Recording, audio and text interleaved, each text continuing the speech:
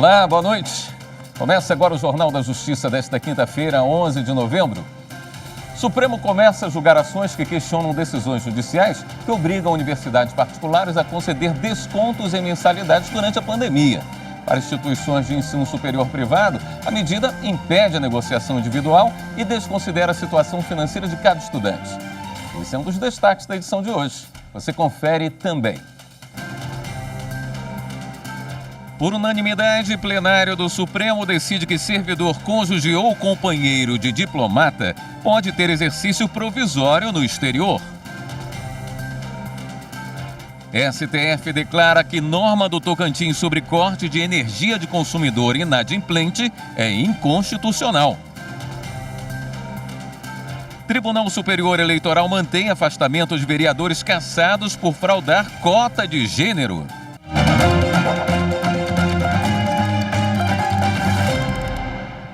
O Supremo invalidou a lei do Estado do Tocantins sobre o corte de energia do consumidor que não pagou a conta.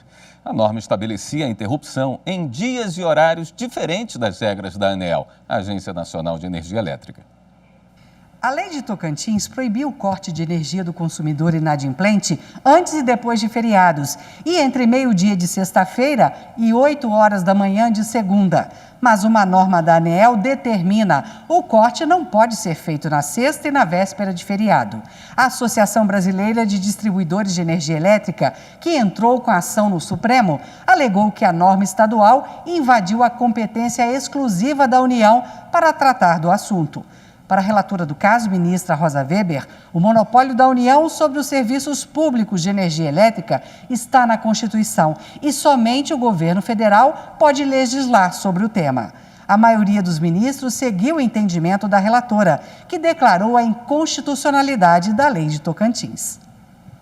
O plenário do Tribunal Superior Eleitoral negou um pedido de 2 vereadores de Monte Azul Paulista, no estado de São Paulo, para continuarem nos cargos.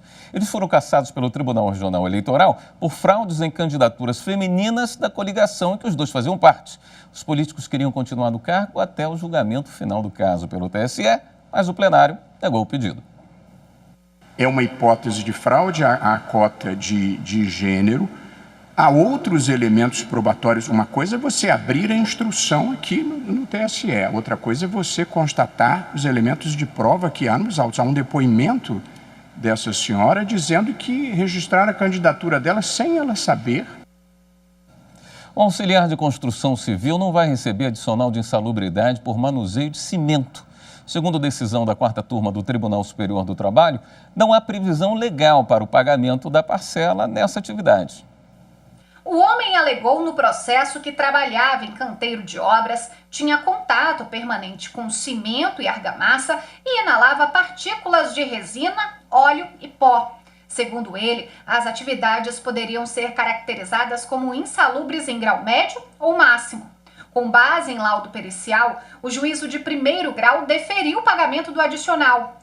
O Tribunal Regional do Trabalho da 4ª Região, no Rio Grande do Sul, manteve a sentença. Mas no Tribunal Superior do Trabalho o entendimento foi outro. O relator do recurso da empregadora na 4ª turma, ministro Caputo Bastos, explicou que o manuseio de cimento em trabalhos na construção civil não gera direito ao adicional de insalubridade por não ter previsão em lei ou em normas reguladoras. Segundo o ministro, a súmula 448 do TST prevê que, para que o empregado tenha direito à parcela, além do laudo pericial, é necessário que a atividade seja classificada como insalubre em lista oficial elaborada pelo Ministério do Trabalho. A decisão foi unânime. O governo federal realizou o leilão da nova concessão da rodovia Presidente Dutra no último dia 29 de outubro.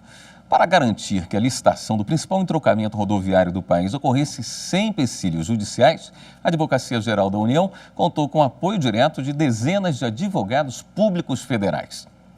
A concessão abrange 625,8 quilômetros de extensão da pista que liga os estados do Rio de Janeiro e São Paulo. Estão previstos investimentos de 14,83 bilhões de reais. Também se espera a geração de 218 mil empregos, a arrecadação de 1,7 bilhão com o pagamento de outorga pela vencedora do certame e o desconto máximo na tarifa básica de pedágio de até 15,31%. Cerca de 80 advogados públicos federais atuaram em regime de plantão desde o dia 22 de outubro, monitorando eventuais ações judiciais relacionadas ao leilão. Tudo isso com o objetivo de possibilitar uma defesa célere e eficaz na hipótese de judicialização. A atuação concatenada decorre de uma força-tarefa criada em 2019. Nas vésperas do leilão da Via Dutra, a Advocacia Geral da União teve que atuar em mandado de segurança impetrado junto à Justiça Federal do DF, em que se pedia a concessão de liminar para suspender o procedimento. Porém, após os esclarecimentos prestados pelos membros da Força-Tarefa, a 16ª Vara Federal do DF negou o pedido e manteve o leilão. Além de conectar as duas maiores regiões metropolitanas do país, a Via Dutra tem especial relevância por ser a principal via de acesso para as cidades do eixo Rio-São Paulo. Os investimentos possibilitarão uma maior modernização da rodovia. A vantagem, de se conceder um ativo federal à exploração da iniciativa privada é ter a garantia de que os investimentos necessários serão realizados. Com isso, podemos oferecer uma estrutura ampla, uma infraestrutura ampla, de qualidade mais elevada, com níveis de serviço avançados para a população, dando maior celeridade. Apesar da concessão, que dará o direito de a empresa explorar a rodovia, o governo federal continua a exercer o controle sobre a Via Dutra. O governo federal continua a exercer o controle e a fiscalização dessas atividades delegadas à iniciativa privada por meio das suas agências reguladoras, como é o caso da ANAC, da ANTAC, da NTT, da ANEEL, Anatel e ANP. Antes mesmo do leilão da Via Dutra, a consultoria jurídica do Ministério da Infraestrutura já contabilizava, somente em 2021, mais de 21,5 bilhões de reais em investimentos da iniciativa privada, a partir de 33 concessões e arrendamentos vigentes. Outros 3,92 bilhões de reais também serão quitados pelas empresas vencedoras a título de outorga, em razão da obtenção do direito de explorar os serviços. Estima-se ainda a geração de mais de 350 mil empregos diretos e indiretos. Olha, ela vem se mostrando essencial na medida que consegue trazer a segurança jurídica que é necessária para que o investidor possa participar do certame sem correr o risco de que as regras sejam alteradas, de que o certame seja frustrado, de que não vai acontecer como estava previsto no edital, porque nós temos trabalhado muito para que toda a modelagem, todas as escolhas do administrador sejam observadas no judiciário e que o judiciário realmente não interfira, porque a atividade administrativa foi bem realizada. E a seguir, o Tribunal de Justiça de Minas Gerais realiza evento sobre governança no Poder Judiciário. Voltamos em instantes.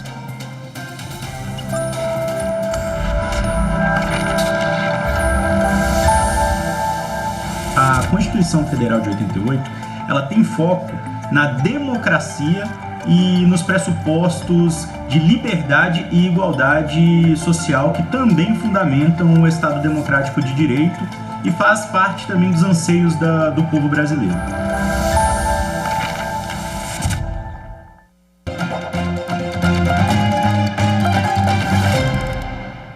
O Tribunal de Justiça de Minas Gerais realizou hoje o primeiro Fórum Nacional de Governança no Poder Judiciário.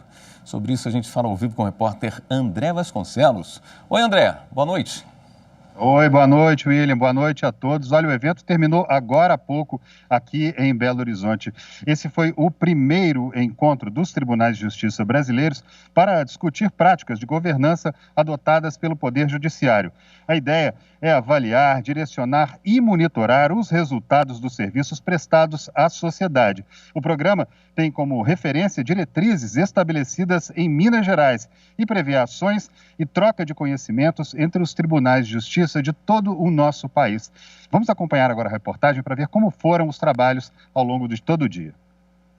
Na abertura, o presidente do tribunal, desembargador Gilson Soares Lemes, falou sobre as metas estabelecidas e destacou a importância de Minas Gerais como base para a criação do programa. O Tribunal de Justiça de Minas Gerais tem a satisfação de assinar um acordo de cooperação com a Rede Governança Brasil, que prevê a conjugação de esforços pelas duas instituições para o trabalho conjunto no desenvolvimento de ações que fomentam a adoção de programas de compliance por entre entidades e órgãos públicos.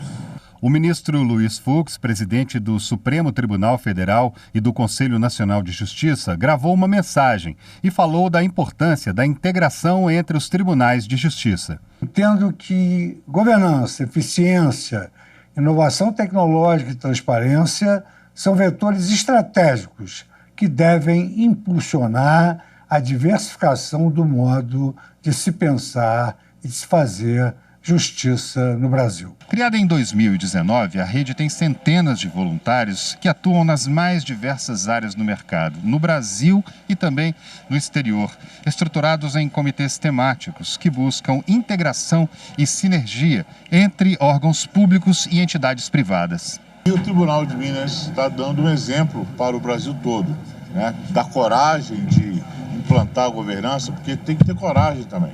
O projeto Governança, ou em outras palavras, mecanismos de liderança, estratégia e controle para atender necessidades da população de forma eficiente, já está em processo de implementação em 15 estados brasileiros.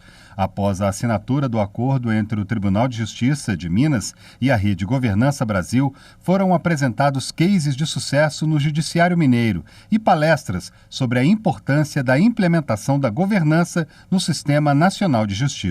Através dessa equipe, nós vamos consolidar, nesse primeiro Fórum Nacional do Judiciário, uma liderança da governança através de nosso presidente Gilson, mas também através das lideranças que aqui vieram e que agora começam a expandir. É o momento de mostrarmos a Minas e ao Brasil o nosso programa de integridade, que já foi implementado e funciona muito bem, está sendo base para a implementação via CNJ em outros tribunais. Então, nesse momento que recebemos aqui diversas autoridades, temos que discutir a governança e a integridade. Autoridades dos poderes judiciário, legislativo e executivo participaram da abertura da conferência sobre o Estatuto do Pantanal. A solenidade foi realizada em Cuiabá, capital de Mato Grosso. Ela é a maior planície alagada do mundo. São cerca de 220 mil quilômetros quadrados de uma fauna e flora que avançam as fronteiras de Mato Grosso e do país, mas está ameaçada. E para debater a conservação e preservação do Pantanal, autoridades e especialistas em meio ambiente se reuniram para a conferência sobre o Estatuto do Pantanal. A abertura do evento foi nesta quarta-feira, no Teatro Zulmira Canavarros, na capital. Promover uma discussão com a sociedade para que a gente faça um regramento jurídico que tenha sustentabilidade. Nós queremos um Pantanal conservado. É o primeiro debate, mas nós vamos fazer outros debates, talvez envolvendo as comunidades nas regiões, nas cidades, para que dessa forma a gente consiga avançar na melhor legislatura possível que possa trazer ganhos e benefícios ao Pantanal mato-grossense. O Poder Judiciário de Mato Grosso, por meio da Escola Superior da Magistratura, é um dos parceiros da conferência, ao lado da Assembleia Legislativa do Estado e do Senado Federal. Tanto é que diversos magistrados com profundo conhecimento sobre o tema vão participar dos debates. A programação segue até a tarde desta sexta-feira. Um projeto que vai atender ao interesse de todos. Há uma ausência de normas a respeito do bioma Pantanal e Mato Grosso deseja, não só porque nasce em Mato Grosso o Pantanal, mas porque é a nossa realidade, é a nossa maior riqueza e por isso a nossa participação, o judiciário, como dito, se antecipa, se inclui. Entre os que vão compor as mesas de discussões está o ministro do STJ, Joel Paciornik, que também participou da cerimônia de abertura. O grande desafio é justamente nós harmonizarmos o desenvolvimento sustentável com preservação do meio ambiente, com o desenvolvimento econômico. Nós que assistimos aterrorizados, ao Pantanal em chamas o ano passado, então nós ficamos muito preocupados. E veio em boa hora, essa discussão a respeito do que nós podemos fazer na preservação do Pantanal. A terceira Câmara de Coordenação e Revisão do Ministério Público Federal promove em Brasília um encontro de trabalho para discutir a escassez hídrica no Brasil. O evento contou com a participação do ministro de Minas e Energia, Bento Albuquerque, e do vice-procurador-geral da República, Humberto Jacques, além de representantes do Ministério do Meio Ambiente e da Agência Nacional de Energia Elétrica, a ANEEL. O objetivo principal do encontro foi discutir soluções para amenizar os problemas causados pela escassez hídrica no Brasil e fortalecer o acordo de cooperação de trabalho assinado entre os órgãos. O vice-procurador-geral da República, Humberto Jacques, destacou que não basta buscar culpados pelos problemas, e sim apoiar medidas que garantam soluções definitivas.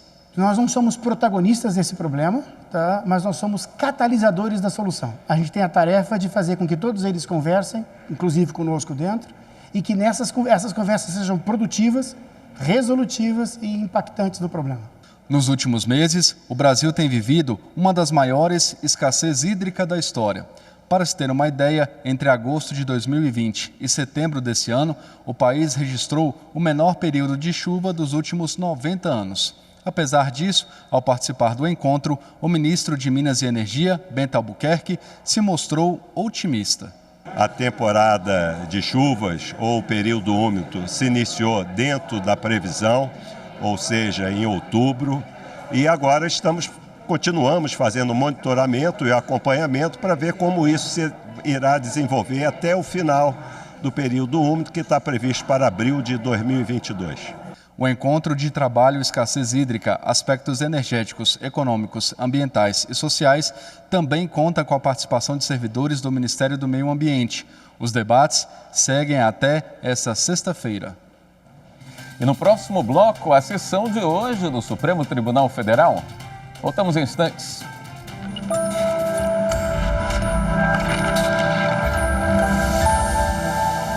A Carta de 1988 ela vem de um período tenebroso da história, no pós-ditadura civil-militar de 1964 a 1985, e quis se superar esse passado de atraso do ponto de vista do gozo dos direitos civis pelos cidadãos brasileiros. Portanto, a Carta de 1988 é uma carta que não apenas solidifica a democracia, mas conclama os brasileiros à prática cotidiana da nossa democracia constitucional.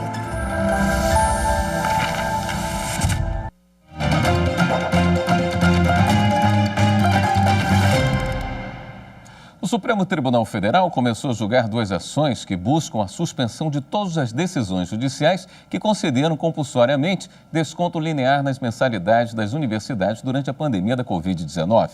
Antes, o STF decidiu que cônjuge de diplomata pode voltar a ter exercício provisório no exterior. O último a votar foi o ministro Gilmar Mendes. Por unanimidade, o Supremo Tribunal Federal entendeu que houve afronta a princípios, como o da proteção estatal da família e o do direito social ao trabalho, além do tratamento desigual quando são comparadas as transferências de servidores dentro do país com os critérios adotados para remoções ao exterior. Impõe-se pesado ônus econômico às famílias pela perda dos rendimentos de um dos seus componentes, bem como a carreira e a individualidade do cônjuge, que se vê compelido à licença sem remuneração. Ficou decidido que os servidores públicos, cônjuges ou companheiros de diplomatas, oficiais de chancelaria e assistentes de chancelaria têm direito a pleitear trabalho provisório e remunerado no exterior. As condições para o pedido deverão ser avaliadas pelo Ministério das Relações Exteriores. Também entraram na pauta desta quinta-feira 2 ações apresentadas pelo Conselho de Reitores das Universidades Brasileiras e pela Associação Nacional das Universidades Particulares, contra decisões judiciais que determinaram descontos compulsórios e a suspensão de pagamentos de mensalidades de estudantes de instituições privadas do ensino superior, medida tomada em resposta à substituição das aulas presenciais pelo ensino à distância, devido à pandemia. As entidades reconhecem que as instituições tiveram redução de custo com energia elétrica, mas, por outro lado, aumentaram os gastos para dar conta das exigências tecnológicas. Uma parte do judiciário, e com todo respeito à boa-fé desse poder, não considerou que, durante a pandemia, não só o serviço não foi interrompido, como ele também não pode ser confundido com o ensino à distância. E ele não pode ser confundido com o ensino à distância por uma questão lógica. O ensino à distância não é um ensino síncrono. o mesmo professor no ensino à distância, ele pode dar aula para 20 turmas, ou seja, o custo envolvido ali é outro. O que ocorreu com essas instituições de ensino foi um ensino remoto. Para a União Nacional dos Estudantes, muitas instituições aumentaram o valor da mensalidade na pandemia e os alunos em situação financeira difícil foram prejudicados. A justiça foi o único caminho. Esse contingente de estudantes, eles foram duramente afetados pela pandemia. E eles buscaram, não se engane, eles buscaram diálogo com as instituições por meio dos seus representantes de turma, por meio das associações estaduais, como o colega que acabou de falar e me antecedeu, por meio da União Nacional dos Estudantes. E ao contrário do que os colegas que sustentaram aqui nesse plenário, não houve diálogo, infelizmente, não houve diálogo. Não há diálogo com boa parte do segmento, porque, infelizmente, eu vou dizer para os senhores, porque não existe regulação no ensino privado brasileiro. Para a Procuradoria-Geral da República, as ações não devem ser conhecidas. Caso contrário, se manifesta pela improcedência do pedido de suspensão das decisões judiciais. Preocupa-me que nós possamos estar facultando a um setor econômico que venha previamente à Corte Constitucional obter, sob o palio de uma arguição de descumprimento de preceito fundamental, balizas para todos os juízes que estão a julgar com o devido processo legal, canais recursais, no Estado Democrático de Direito, no Judiciário livre e autônomo, todas as lides que ali são colocadas. Ao analisar a admissibilidade das ações, a relatora ministra Rosa Weber votou pelo prosseguimento total daquela em que se pede a suspensão das decisões judiciais e votou pelo conhecimento parcial da ação que, além dessa reivindicação, também questiona decisões administrativas. Eu afasto com relação aos atos legislativos e os projetos de lei. Projetos de leis, atos administrativos e decisões administrativas sancionatórias. Afasto o conhecimento com relação a tudo isto e proponho com relação a ela o conhecimento exclusivamente quanto às decisões judiciais. A maioria dos ministros seguiu o entendimento da relatora. A matéria volta a ser analisada pelo plenário na quarta-feira que vem. E antes do início da sessão, o presidente do STF, o ministro Luiz Fux, prestou uma homenagem à jornalista Cristiana Lobo, que faleceu na manhã desta quinta-feira. A Cristiana Lobo lutava bravamente contra um câncer havia alguns anos e todos hão de lembrar que ela cobria os atos desta corte e cobria com muita excelência a política brasileira, sempre com muita distinção, com zelo, com informação.